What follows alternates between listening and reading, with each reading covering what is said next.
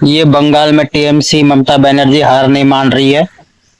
सीधे सीधे इसकी हार हो चुकी है बंगाल में। लेकिन ये बोल रही है मेरे मेरे वोट चोरी करे गए हैं, मेरे को हार ही नहीं हराया गया है। सीधा सीधे हार स्वीकार नहीं कर रही है, राज्यपाल को ही चुनौती दे रही है और केंद्र सरकार को ही चुनौती दे रही है। अरे मैं कह रहा हूँ हार मान लो, सीधी बात है। नहीं तो राज्यपाल और केंद्र सरकार ये तुम्हारे पीछे पड़ गए ना तो लेने के देने पड़ जाएंगे तुम्हें। ये हार नहीं मानना, ये देशद्रोही के अंदर आता है। और ये इतनी सत्ता की भूखी है ममता बनर्जी, टीएमसी, इसकी पार्टी से ये साबित हो रहा है कि कैसे ये रोडों पे निकल रहे हैं, कैसे ये गुंडागिरी कर रहे हैं। और जिन्होंने हिंदुओं ने वोट दिए थे उनके घरों पे जाके, दुकानों पे जाके परेशान करा जा रहा है और उनको मारा पीटा जा रहा है। और ये पहले दौर से भी हो रहा है, क्योंकि ये हिंदू संगठन लोगों का समर्थन कम करते हैं, मुस्लिमों का ज्यादा करते हैं।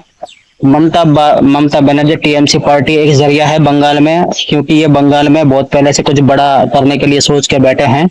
और पीछे से जो इसे करवाते हैं मुस्लिम पार्टी के, जो भी इनसे फंडिंग होती है पीछे से अन्य देश से, यानी बॉर्डर पार से, ममता बनर्जी की पार्टी से बोला जाता है और पार्टी वही करती है। तो इसीलिए बोल रहे हैं कि बंगाल में बीजेपी आना बहुत जरूरी है और बंगाल में सरकार बदलना बहुत जरूरी है। नहीं तो आगे आने वाले हालात और खराब हो सकते हैं और स्थिति खराब हो चुकी है। और ममता बनर्जी की पार्टी टीएमसी हार चुकी है, लेकिन हार मानने को तैयार नहीं है। कभी कह रहे हम सुप्रीम कोर्ट जाएंगे, कभी कह रहे हम इंटरनेशनल कोर्ट जाएंगे, कभी कह रहे कहाँ जाएंगे।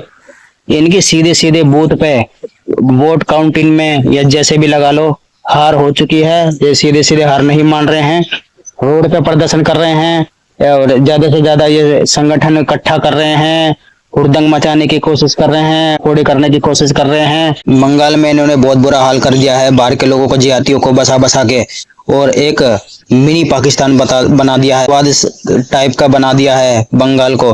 बंगाल को भारत में मिलाना बहुत जरूरी है और बंगाल को एक बार फिर से आजाद करवाना बहुत जरूरी है। और वहां पे सत्ता बदलनी, पार्टी बदलनी बहुत जरूरी है और ये सरकार करके रहेगी, क्योंकि ममता बनर्जी की पार्टी ने, टीएमसी की पार्टी ने इसीलिए बाहर के लोगों को बसाया है वहां पे आतंकवाद फैलाने के लिए, और अपनी पार्टी बनी रहे ताकि जो भी हम करवाना चाहें वो करवा सके बंगाल में।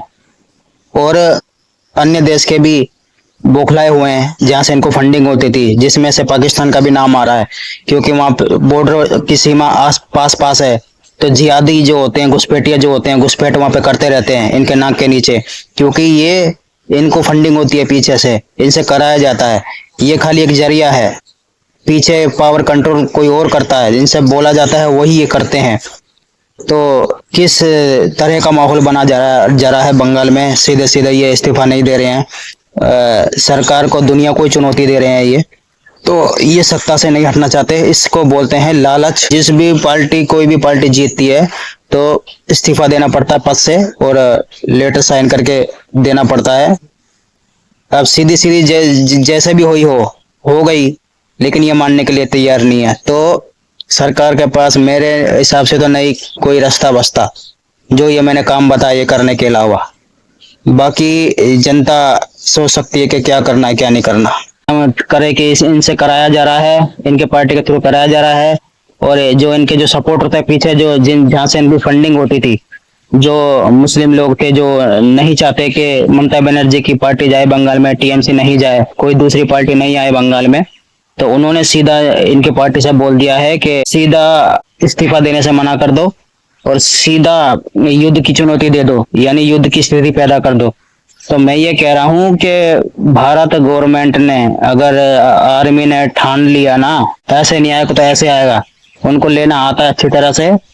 मैं ये बोल रहा हूँ कि 3-4 मिसाइल मारो बंगाल पे, इनको जला के राख करो, खाक करो, और 48 घंटे का इनको टाइम दिया जाए। जितने भी जितने भी दूसरे पार्टी को चाहते हैं, जो हिंदू चाहते हैं कि पार्टी बदले बंगाल में, वो हिंदू 48 घंटे के अंदर बंगाल से निकल जाएं, यानी अपने रिश्तेदारों के चले जाएं, कहीं भी चले जाएं, और इनको जला के खाक करो। 3-4 मिसाइल मारो या परमाणु बम मारो, बंगाल को दोबारा से बसाएंगे, दोबारा से डेवलपमेंट करेंगे, दोबारा से सब करेंगे। सीधा इनको जला के खाक करो, जैसे दीपू चंद्र दास को इन्होंने जला के खाक कर दिया था। उस टाइम पे टीएमसी की सरकार थी, ममता बनर्जी की सरकार थी, लेकिन सारी पावर कंट्रोल इनके हाथ में थे, लेकिन फिर भी ये देखती रही, क्योंकि सारे मुस्लिम उसके पीछे पड़ गए थे, या क्या था उसका कोई भी ऐसा उल्टा सिल्टा काम नजर नहीं आया था। सामने नहीं आया था कोई भी मुद्दा, उसको बेगुनाह मार दिया गया। और ऐसे ना जाने कितने बेटियां मारी गई, बहु बेटियां मारी गई बंगाल में बलात्कार के द्वारा, कम उम्र की भी बड़ी उम्र की भी। और आपकी क्या राय है जरूर कमेंट में बताना और वीडियो लाइक शेयर करना। जय हिंद जय भारत।